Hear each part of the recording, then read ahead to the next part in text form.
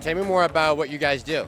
What led you to now franchise the business? Why is this a good segment to invest in? What type of support do you provide to a franchisee? What does a typical day look like as a franchisee? Why they should consider this as a good investment opportunity? How did you learn about the franchise business model? What advice would you give someone if they should franchise their business or not?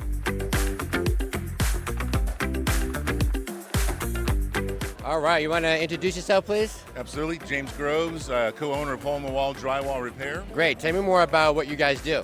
Yeah, so at Hole in the Wall, we specialize in those small, pesky drywall repairs. No job too small. We don't do new construction or large commercial. We focus on just the nuisance jobs that homeowners get. Little Billy punches a hole in the wall, trying to practice karate or opens the door too hard. We do all those. But we also do very well partnering with other trades, like restoration companies and roofing companies and plumbers. If a restoration company comes in, there's a flood, they do a 2-foot flood cut, they call us to come in and do the putback so it looks seamless, like the repair, like the job was never damaged in the first place. Love it. How long were you guys running the business before you start to franchise it? Yeah, so we've been in business for 14 years, franchising about just over 2 years. Amazing. And what led you to now franchise the business? So we decided to actually open a corporate office in Birmingham, Alabama, just to try it, right, to see how it would be, and I hated it. Great company, they did a lot of good work, but they weren't owners. And owners are different than employees, and they have a different mindset. And so when that shut down, my manager there got sick, he left the company, we just shut it down.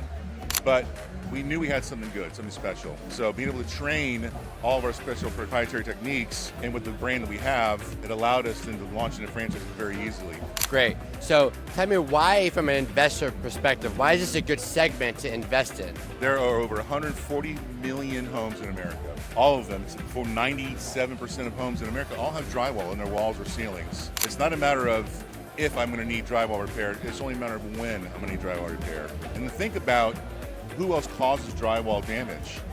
Maybe it's a repipe, maybe it's the flood that we talked about earlier, or maybe you're doing a remodel. You want to take the old kitchen pendants down and put up some nice recessed lighting. It's going to leave holes in your ceiling. Who's the pro that you're going to call to make sure that texture gets matched perfectly? That's where Hole in the Wall steps in. I love that. What type of support do you provide to a franchisee? Absolutely. So the support's really big. Training's key. It's been 2 weeks in Orlando at our School of Rock Drywall Academy. We have an online portal, our LMS system, that all the training we have in the training is online, as well as other training. We have over 300 subjects, 70 videos. I've got an in-house production team. So as we add new training, we upload the video to our training portal. Obviously, we get the phone of friends. We're here for them, and we want to make sure they have all the support they need for the marketing. So we got an in-house marketing team that specializes in our brand, knows all of our keyword searches. Then we have the ability to help them onboard, whether it's with payroll company or insurance companies. We have a great leasing company that we're doing all of our vehicles with. So it's an unlimited mile lease, so you've got to worry about mile restrictions. And all we have to do is make a phone call. Truck shows up 30 days later without cash out of your pocket.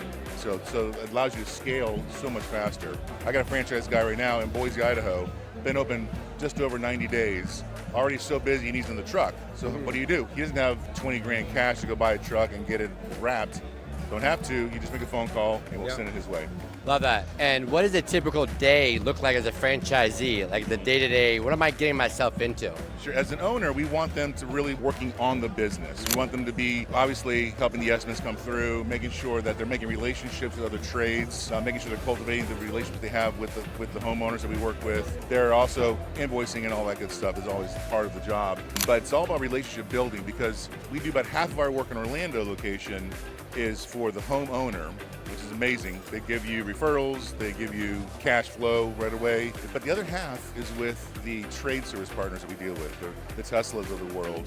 When Tesla goes in to do a power wall, they always scar the drywall, and they need someone to do the drywall putback. Who do they call? They call us, the Hole in the Wall. But that relationship didn't just happen out of nowhere. You have to build the relationships. You got to communicate with your vendors and all of your trade service partners. And so that's what we want them to do, is just not be afraid. Go to your Chamber of Commerce events, go to your B&I events, and just make sure they're really engaging. I love that. And for anyone that's out there that's now looking into a franchise, any last piece of insights you want to, why they should consider this as a good investment opportunity? First of all, the brand itself has to be tight. As far as I'm concerned, Hole in the Wall's got a tight brand. There's other competitors in the market, they're just not the same. They patch, we don't patch, we repair. So if you're looking for a franchise, whether it's Hole in the Wall or not, make sure it's a tight brand, good looking feel, because the customers recognize a quality brand when they see it. They're not idiots.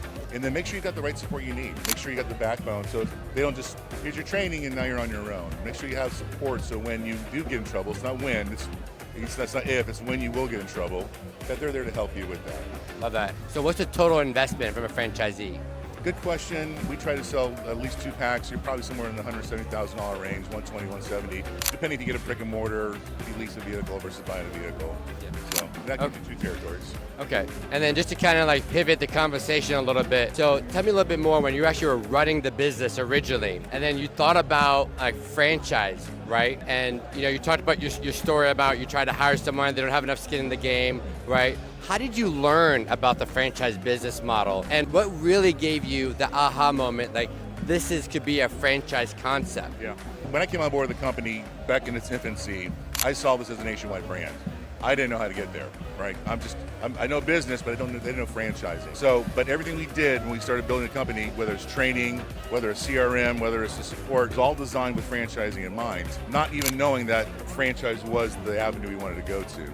It was funny because my partner, Bill, who you've met, he was actually doing some work on a rental property of his, and he just started listening to podcasts. And he started listening to podcasts and said, well, the item 19, we want to just stop, Google, what's an item 19, right? Says, what's an FDD? He just didn't know. And all of a sudden we found a company in Atlanta, FMS, they kind of helped us onboard, they helped us with our paperwork, and they kind of taught us the ropes a little bit about what it takes to go from being just a single unit to having, a franchise. And then it worked, and so then after about a year, we started really developing it. It started working well, and then we partnered with Fran Growth, and now just like jet fuel on it. Love that. So anyone that's out there, they own a business, right, and it's profitable, they're doing well, but they're kind of hesitate. I don't know if I want to franchise or have a misconception of franchise. What advice would you give someone if they should franchise their business or not? So in my mind, I wish I would have known a few things ahead of time. One is it's not cheap. Okay, you can start a franchise for less than $100,000. Like get your FTDs, your paperwork, it's all done. But then you got to sell. Then you got to engage with candidates, and you got to figure out how you have this onboarding process and get them funded and walk them through the process by holding their hand. That process takes more time, takes a little bit of money. So just plan that payoff is not immediate, payoff is down the road. When you get those royalties flooding in, you got 20, 30 locations or more, and also you have those royalties flowing in, that's when you start making the money. But it does take a while, and you got to make sure you got enough gumption to stay in the game. So really be prepared to be well funded and to really invest aggressively in the franchisor to get that distribution. Yeah, absolutely. Yeah, a lot of franchises just don't make it because they're not capitalized enough. They don't have the cash they need to do that. So know that ahead of time. Well said. Thanks a lot. Congratulations. Thank you, sir. There are over 4,000 different franchise opportunities out there. To reduce your risk when picking a franchise, we provide you key insights and a great process to match you with the perfect opportunity. To learn more, click the link in our bio to schedule a free consultation today.